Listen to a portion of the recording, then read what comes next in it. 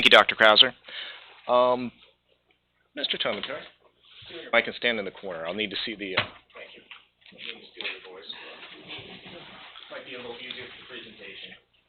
We're going to go through this the way that we normally go through it. The agenda's up there. We're going to go through the design process and updates. We're going to talk about schedule updates. And then we're going to talk about the cost and probable cost updates. I think you might need to hit that. Not sure if that button's on. There we go. Thank you. As far as the last 4 weeks, we had many meetings on the intermediate school. We actually switched it up a bit. So we've been doing every other week meetings, and one of the items that became obvious through our design meetings was that a site visit to another similar school of similar size and similar configuration would really help the administrative team understand exactly what we're talking about. I'm an architect. I'm used to looking at floor plans. I'm used to talking about concepts. Seeing it and feeling it is a much different thing. So we actually went and took a visit to Cumberland Valley. They recently, within the past 10 years, had another similar school.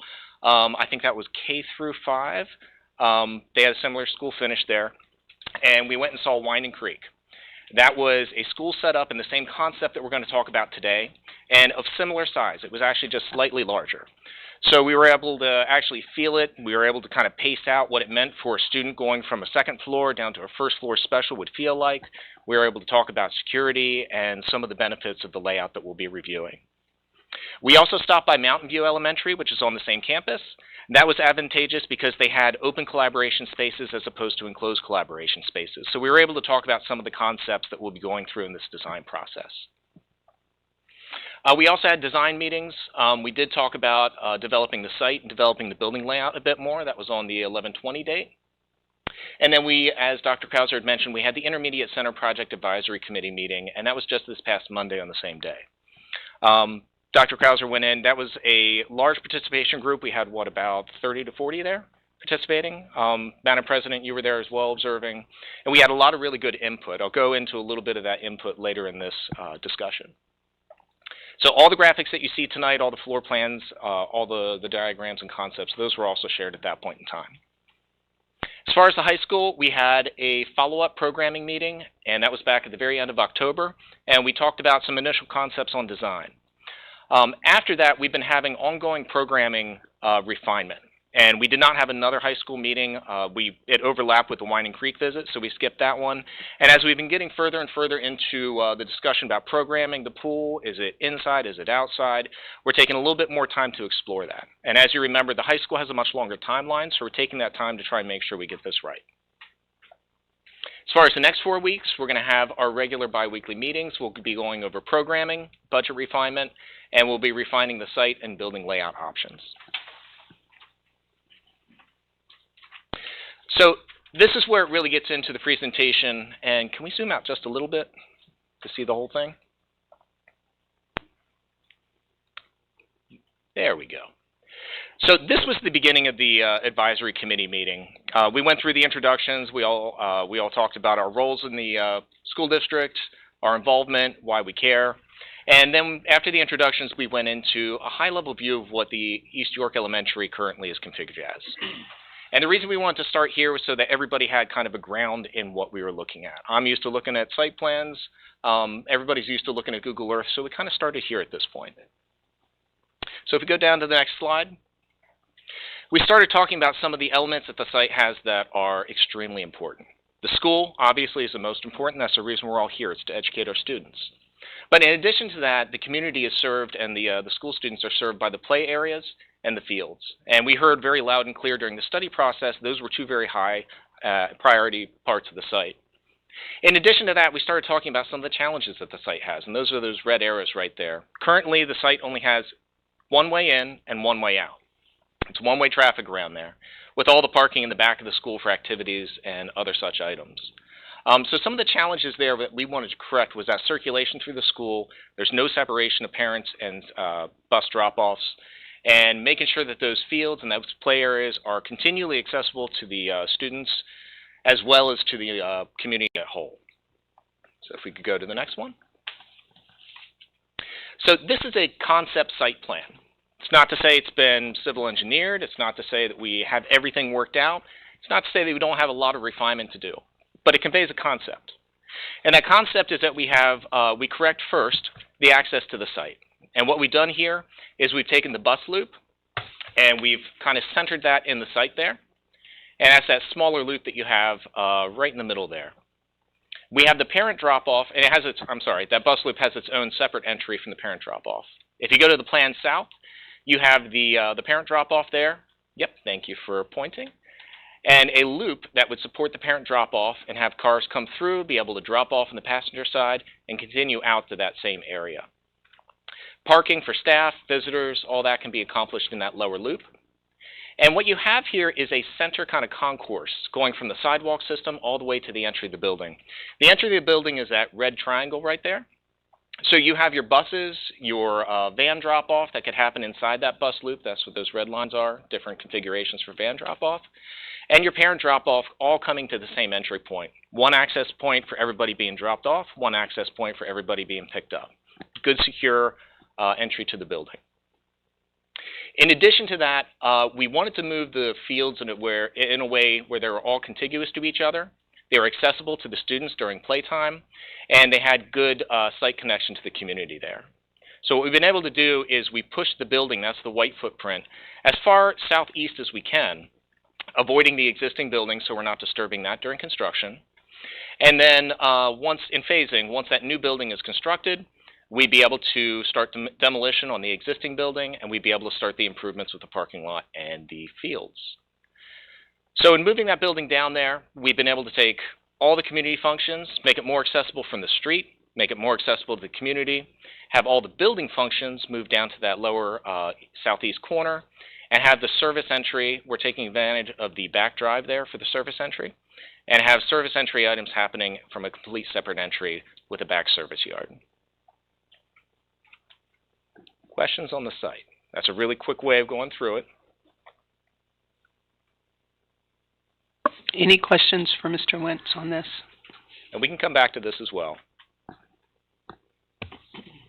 What's the inner red line on the top of the road? So that's a setback line. So per zoning, you have setback requirements, and we're planning all the disturbance we have to the site outside of those setbacks. Mr. Toman? Just make a comment that I like the separation of the bus and the parent drop-off. However, using that back driveway as just service entrance is not really helping the problem. You're opening up a road, which is great, but if the parents and the school buses are still exiting on the same road, Erlen Drive's a mess. And they're going to be all over each other. So I would prefer to see one of those two using the other entrance. And I can't imagine that service drop-off is like really a problem there, because it doesn't happen very often.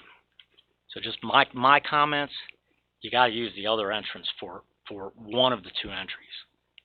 I don't know which one, but Erlen, there's too much traffic on there. I mean, now it's a total mess, but it's only kind of improved there if you still have a lot of cars trying to get out of one entrance and buses trying to get out of the other entrance 100 feet away. So you're suggesting, I think I'm following you, but just to clarify, you're suggesting that either the buses or the parents follow that drive on the bottom of the picture out to the street behind the building? Yeah. I would just separate the car flow and the bus flow to the two different streets. Okay, that's Take the best advantage of that. alleviate some of the traffic on that street. Yeah. The other question I had was, how many parking spots are in the current school lot? And how does that compare to this? Because this seems like a lot of parking for an elementary school. I understand it's twice as big, so I got to wrap my head around that. But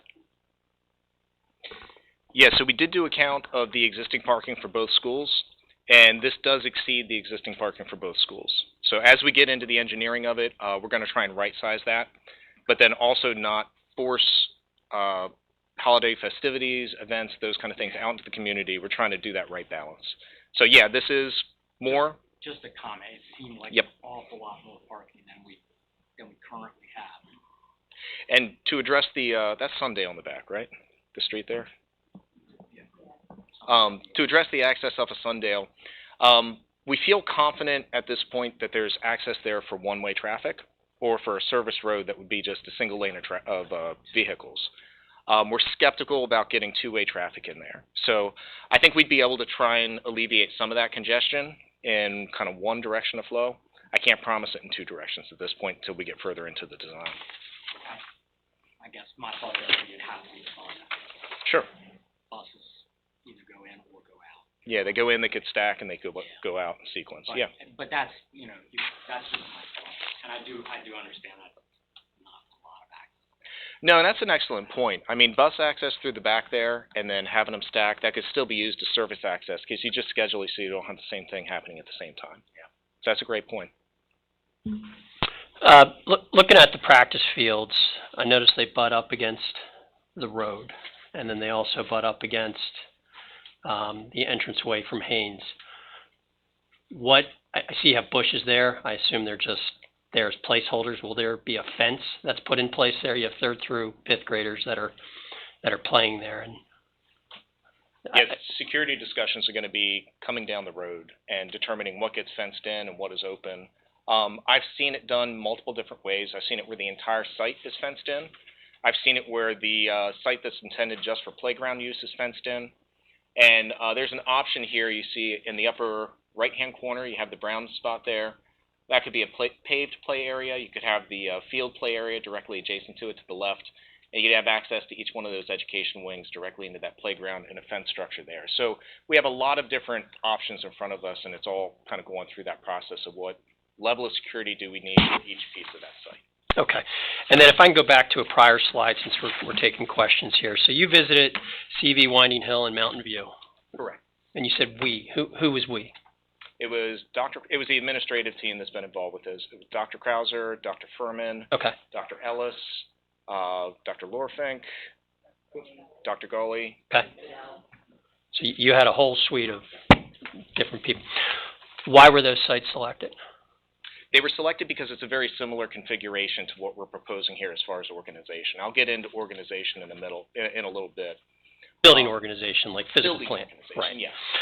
But since you had some of our administrative team and our educational leaders, was there any discussion of the academic benefit that the buildings presented to the students while you were there visiting? Yeah, we engaged in a little bit of that conversation. To Mr. Wentz's point, our first thing was to confirm sizing. When we're looking at a 880 square foot room, what does that look like when you put desks in there?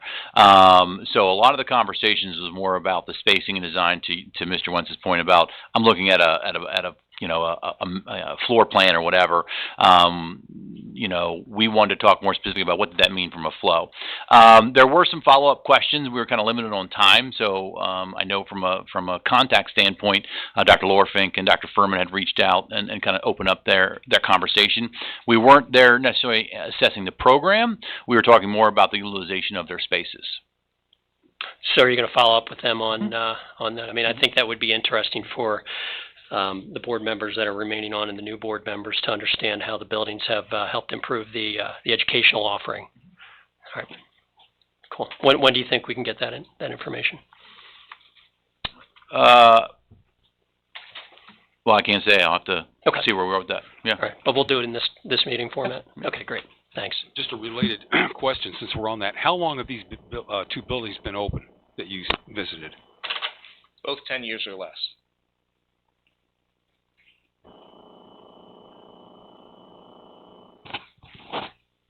I know one comment that specifically the one principal said was his attendance rate went up. So that was the one comment that kind of started the programming conversation, and I believe that was our second building. The principal indicated a tremendous change in his attendance rate. So that's a definitive positive to the programming. Okay. Thank you. Okay. Anything else? Then let's go on to building organization. So, again, with the whole floor plan thing, I didn't want to take this advisory committee directly into a floor plan and say this is how it's going to be laid out, and this is it. That's never a good way to start. What I really like to do is start to talk about concepts. And as we were going through different design options with the administrative team, we reviewed a bunch of different building organization concepts. And the one that we continued to land on was the one that we refer to as the Main Street concept. What you have here is a bubble diagram of a Main Street concept, with the entry being at the very top at that red triangle, and that Main Street continuing through the center of that concept the whole way to a back entrance.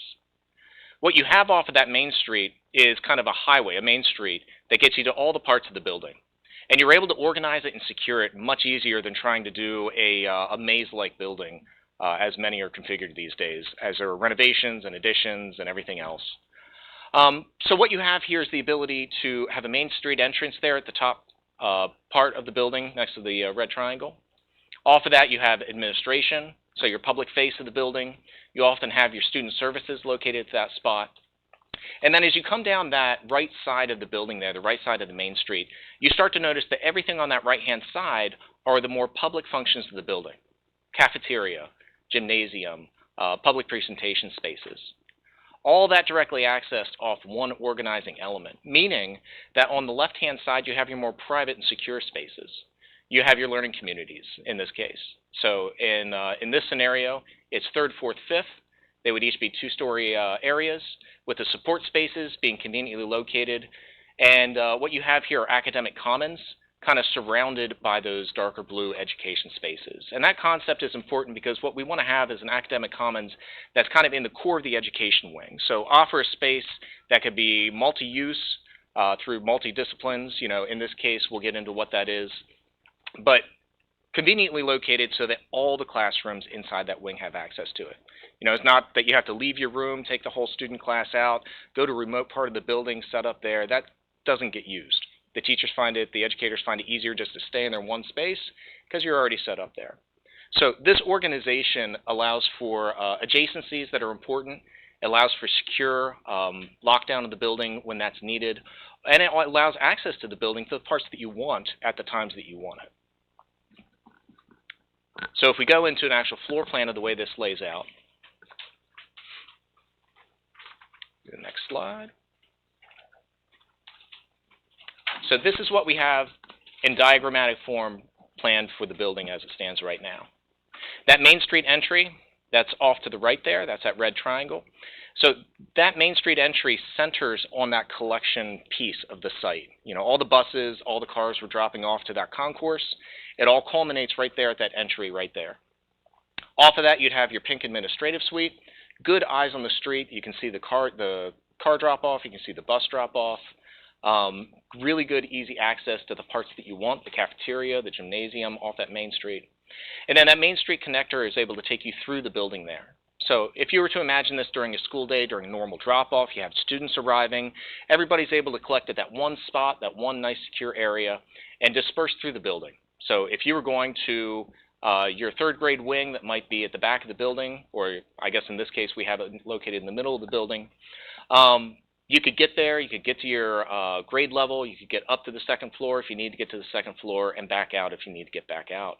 If you're a visitor there and arriving for an after-school activity, let's say it's a holiday performance, you would be able to have access to that entire Main Street, egress out the back of it, but then you wouldn't have access to any of the classroom wings. You know, it's able to be easily secured.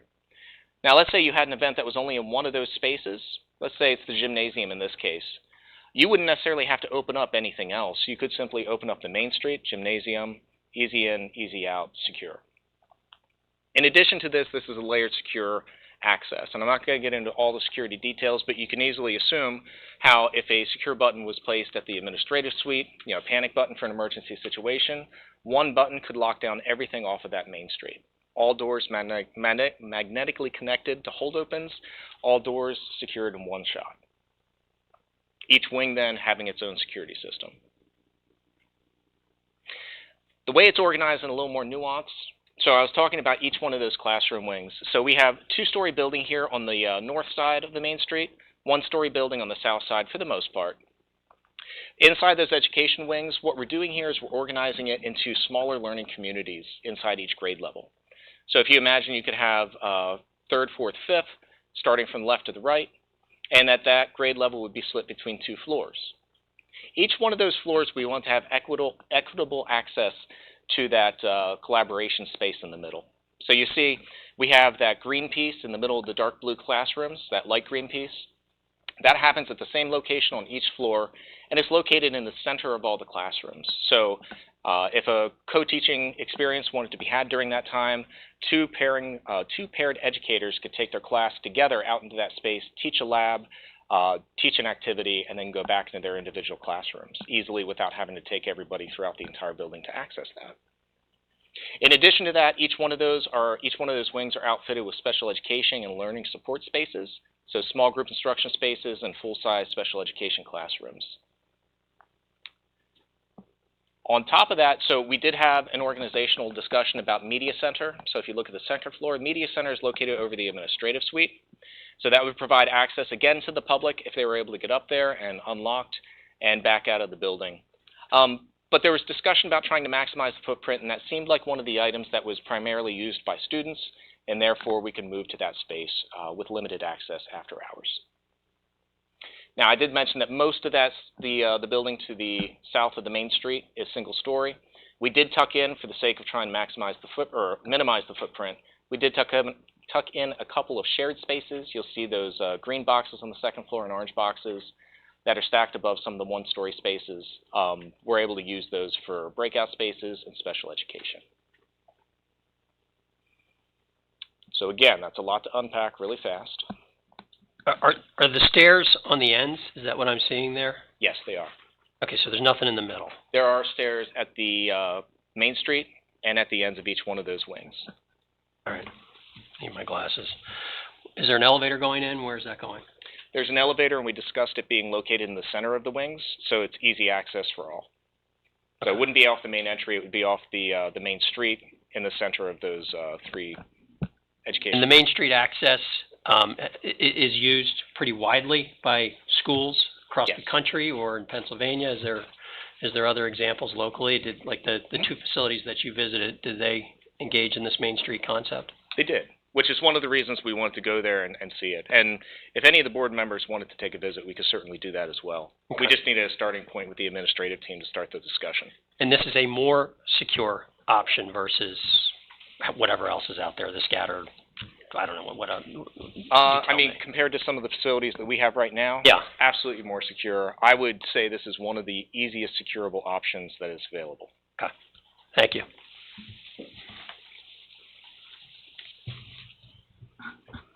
Anything for Mr. Wentz? Okay. So we presented this at the advisory committee meeting, and we got a lot of feedback. It was actually a really highly participating group. I've done these where it's just crickets in the room after, and nobody wants to talk, and then you're pulling, trying to pull information out of people. Dr. Krauser requested kind of a small breakout group activity to do at the end. We posed 3 different questions. One of them was focused around finances, the other one focused around program and educational offerings, and the other one focused around the building. And we got a lot of really good feedback. I'm sure some of my notes are up here, but I'm sure we could compile a larger list of items. As far as site planning, we did hear feedback, questions about what happens to the outdoor play and what are the impacts during construction. So we'll be taking that into note as we go through. Also, the properly sized playground areas for the final completed project, so we'll be analyzing that as well. And then connect sidewalks across the site, Erland to Sundale. So that connection, that walking path that exists right now, there is some sentiment that needs to remain accessible to the community. As far as the building and planning, there were questions about properly sizing the classroom counts for now and for the future. There was adequate storage concerns from some of the educators, making sure that they have enough spaces for all their materials. Adequate small group instruction and breakout spaces, which is always at a premium in any of these educational spaces. There was a request to use that main street as a gallery to create a nice kind of interactive or display opportunities for student work and achievement. And then the learning lab size for 2 classrooms and co-teaching. This is something I'll hit on in a little bit here too as we go over programming and budgets. The idea is for that space to be used for 2 classes at one time, which means it needs to be a bit more robust than just a collaborative learning space that's the size of a classroom. It actually means you probably have to size it for 2 classrooms. So that's one of the things we're investigating. It makes complete sense, and I'll get into some of the pros and cons of that.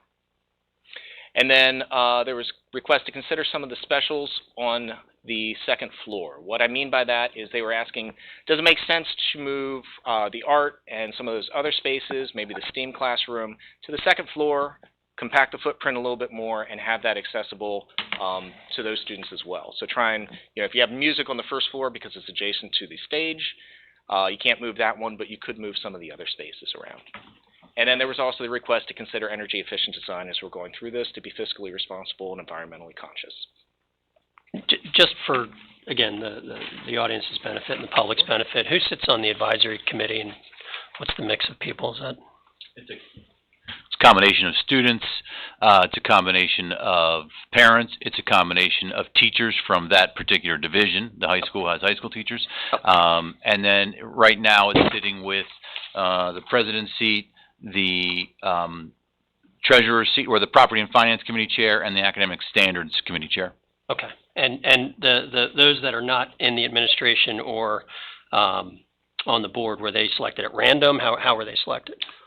They were emailed interest, so we sent out an interest survey of people that would be interested to do it. Yep, thank you. Mm-hmm. For the energy efficient design, would the roof below in the second story, could that support panels? It could support panels, and we can absolutely go through an energy modeling to see what the payback would be on the field. And it wouldn't have to necessarily just be the roof below. It could be the second floor roof as well. Sure, yeah. Okay. On to the next slide. All right. This hasn't really changed at all. These are just the schedules for the two projects, the intermediate school being the top schedule there, the high school being the bottom schedule. Nothing has changed there. We're still tracking on the same schedule. We're still aiming for the same goals here as far as milestones. This is the one where I want to talk a little bit about square footage. The high school, we're still tracking the square footage since we're going through programming. So that hasn't been updated for this one yet since we haven't determined any long-term solution. The intermediate school, though, we do have some square footage increase from our last meeting. At our last meeting, I think I mentioned to you, we were tracking somewhere around 10,000 square feet over the study. And that's pretty typical at the very beginning of a project, laying it out, and you work on efficiencies as you go through. Now, because of that learning lab and the increase for co-teaching there, we went from 1,400 square feet to 1,800 square feet, and we had 3 of them previously, but putting them on each level, we now increased to 6 total. So the square footage does get impacted from that. In addition to that, there was a discussion if we're going to be using it for the new science curriculum that's being put in place here, then we also need associated storage. So there was 400 square feet for storage times 6. That all impacts it. In addition to that, you have to put the associated grossing factor for walls and circulation in there too. So right now, we are tracking that we're about 18,000 square feet over from where we were in the study. And I just bring that up now, not to say I'm raising red flags at this point, is to say that we have some opportunities here that are wanting to be achieved. We have some challenges ahead of us, and we're going to continue to refine it. Now, I bring this up at every single meeting. I try and be as upfront as possible so it's not a surprise later down the line. Now, that co-teaching space, that learning lab, that is sized for 2 classrooms. It also gives the district, if it is something that's retained inside the program, it gives the district the ability to expand the classroom offerings if there is a bubble and new classrooms need to be achieved without adding to the building at a later date. So those could be modified and become 2 classrooms. So if I'm looking at 18,000 square feet more and you've had several more weeks to zero in on cost estimates, I see your ranges are still the same. We have not updated the cost estimate. We're just working through a program. Because we're still working through the program. So 18,000 square feet doesn't beg, I mean, you could do an average cost per square foot and increase it. I mean, I guess I'm questioning the estimates then. I could do an average cost per square foot. Yeah. I'm saying I don't think there's a reason to raise alarm at this point. We need to vet it further. I'm keeping you informed that there are conversations around these items that could potentially increase the square footage, but we're trying to find efficiencies as we go through this. So the goal is to balance. You build a bigger building or build more class space, but you don't change your that doesn't compute to me. I understand you're finding efficiencies. What efficiencies have you found? I mean, you've had several weeks now to look at this. So the efficiencies we're trying to find, it's in, let's back up a second. So we are still in schematic design. We are not in construction documents. We are not in even design development at this point. So in schematic design, our goal is to make sure that the programming is accurate because the programming affects the numbers. And that's where we are right now. We're simply at the programming. We realize that there is a goal and there's a request to provide these spaces that are double the size of a classroom for collaborative learning, collaborative instruction, and also to address the science curriculum.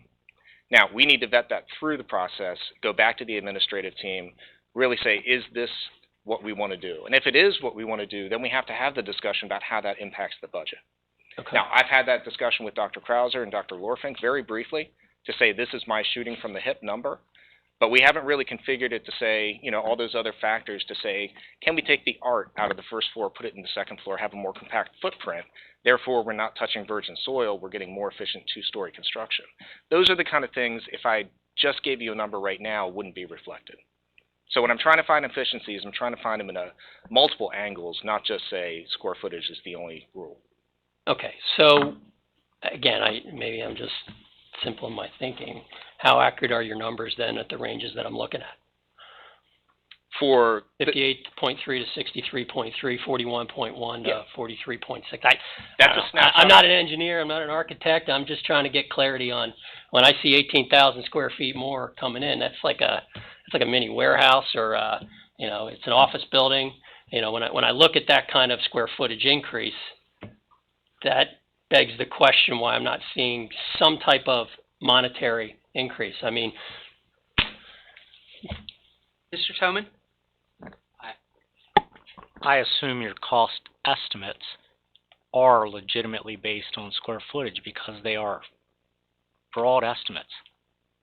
So if the square footage has increased by 15%, the cost will increase by 15%. well, that's the question on the table. I'm just waiting for somebody to say that's probably what it's going to do. I'll say it for him. I appreciate you doing that, but we pay him. Well, and I thank you both for bringing the subject up. And I actually questioned whether today was the right day to bring it up. The second line there, the current, what I'm seeing here, maybe I need to make this a little more clear on the next presentation. Those first two lines, where the high school is and where the intermediate school is, that's where we were at the time of the study. You know, going through that process, that's what we presented to the board. So I'm always going to have that up as a baseline. That second line are things that have changed. And in red, those are the things that have changed that are going in the wrong direction. So I'm bringing that up now, not to say I understand. I'm raising the red flag and we have to change everything in the world. I'm bringing it up now so it's not a surprise when we do have the next discussion. We say, now that we are sure that this is the path, the administrative team is going to explain why this is a priority and why it benefits us, and here are the impacts. Or we may come back and say, we vetted that a lot further. We got the square footage down. Here's the appropriate size, and we got back to it. So here's the problem that I'm having with this. We've already done one bond offering, and we're going to be continuing to do bond offerings. And if we don't have the accurate numbers in front of us, or as accurate as possible, it's hard to, for at least for me, you know, I'm pretty fiscally conscientious of spending other people's money. I'd want to see the numbers from a dollars standpoint, and I just don't know. It doesn't compute to me why we're not putting a number out there. If I were to update the numbers every single time we talked about a possibility, there would be just an immense amount of numbers. But the public has a right to know. Yes, and there are absolutely periods in time where we update. We normally do it at a completion of a certain milestone. We're so early in the process, I don't want to raise red flags when they're not needed yet, and we're still vetting the process. This is meant to be an update as to where we stand. We're just not at that point yet. Okay. Mr. Wentz, this is a hypothetical. You discussed with the people, and they said it would be great if we had these things. When you actually sit down and talk to the administration might say, well, it would be greater if we didn't have those things. So why would you update dollar figures on hypotheticals until you actually had something to pitch? Or would you? Yeah, I'll kind of add to that. So these updates are from the most recent feedback. The next set of administrative meetings comes back and we analyze that to your point, Mr. Pose, now, that communication. So at this point, we have embedded back those feedback pieces as they look for double-sided classrooms, or we're going to make those two sets of collaboration spaces. So to your point, yeah, they're just, at this point, feedback received. What does that look like from a current recommendation from the advisory committee and those initial pieces? They haven't come back through that loop of the process to determine whether we're going to approve it or deny it. Yeah.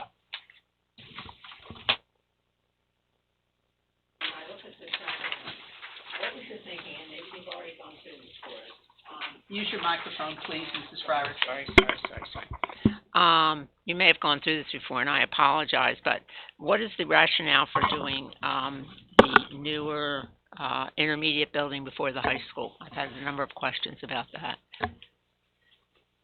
Yeah, I think a lot of it has to do with the state of the two intermediate buildings, the amount of infrastructure that needs addressed, and the critical nature of that infrastructure being addressed. If one of those systems goes down, the educational offerings, the ability to have students in the building gets disrupted. So those are the highest needs with the most critical items, and that's why that was on the docket first. The high school is also it's a more nuanced machine. Intermediate school is classrooms, you've got your specials, we know closer from the very get-go what the program's going to be. The high school we have to really refine. We want to start meeting with educators. That takes a longer time, and that's part of that process of the longer design period, is to meet with educators, really vet this out properly. Thank you. And I think that's the end of what I have today, correct? Yep. Any other questions? Thank you very much. We appreciate it. Anything else for Mr. Wentz? Yes. Can you hear me? Is this on? Okay. Just to follow up on something that Mr. Sanders said, when we go through these exercises to the degree of precision, which I think you've done, to be able to say, for example, we've increased the estimate on square footage from 120,000 to 138,000, that, the state of automation these days is such that the impact on the financing should be fairly straightforward. Now, I'm not saying precise. I'm not saying down to the $100 or the $500, the $1,000, maybe even the $50,000 level. But it would seem to me that if we have this plugged in properly to a good building, architectural, and cost model, it would automatically just roll right through and give us an updated set of ranges. That should not be a big effort. And for the purpose of at least giving some transparency to the process, I'd say that's very valuable, especially as we're looking at these gross numbers. Right now, for example, looking at the high range at 106 million, 107 million, and potentially adding on to that another 6 million, which would be a 15% increase in the cost at the intermediate school, if I did my numbers right.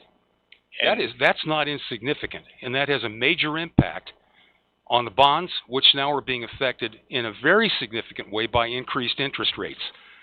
So I think it's okay to me, I would interweave these things. I wouldn't say go down the path of design and then go down the finance path, especially when we're this far along. There's a great basis for establishing what these estimates are now, what the funding draws should be, and what the impact would be on debt service, especially with a chunk as big as this. The $6 million add-on, it's just scenario analysis. It's not saying you're getting locked into anything. But, I mean, for my purposes, and I think for folks who think like I do, that's a very straightforward calculation to make, and should be part of the process. Mr. Sears, if I may, I would hate to put numbers out there on a program that has not been fully vetted. And that's the reason to go through the program, say we are tracking these items, and we're having further discussions. I think we're all grown up enough to understand how to read a footnote. And if you're saying that they're estimates, that they're subject to change, we can handle that. But when you see, in this case, a 15% increase in square footage and no increase in cost, it leads me to wonder, how do we go forward? How do we make financing decisions, or at least to start making those decisions now when we're looking at a number that's potentially $6 million below where it might land? And I'm saying might, just scenario analysis. It's not a lock-in any more than this square footage is a lock-in. I think that's why you have it in red. that it's still subject to question? Is that why the 138,000 square feet is in red? It's in red because it's over where we were in the study. And it's bringing our attention to something that's pretty significant. It's a factor that we're tracking as we go through the process. So wouldn't it make sense to at least put some kind of a cost impact estimate alongside that, with the proper footnote, so people don't understand that we're trying to make a commitment now that's $6 million higher than what's in the original budget, or the original estimate? I can certainly come back if the administrative team wants to. I can certainly come back with an update in budget at the next meeting, but I want that updated budget to actually reflect the program that's going to be executed, not a program that was requested, not vetted. We'll have to agree to disagree on that one. Thanks. Okay. Any other questions? Thanks very much. Thanks, Mr. Wentz. And as always, we'll be back again next month to provide the next set of updates.